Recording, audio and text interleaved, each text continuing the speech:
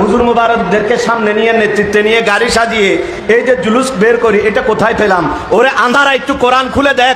আল্লাহ তাআলা আমাদেরকে সূরা কদরের মধ্যে জুলুস কিভাবে করতে হবে সেটা শিখাচ্ছেন। কি শিখাচ্ছেন? আল্লাহ তো চাইলে বলতে পারতেন শুধুমাত্র তানাজ্জালুল মালাইকা, শুধুমাত্র সেই রাতে আমার ফেরেশতারা নাজিল হয়।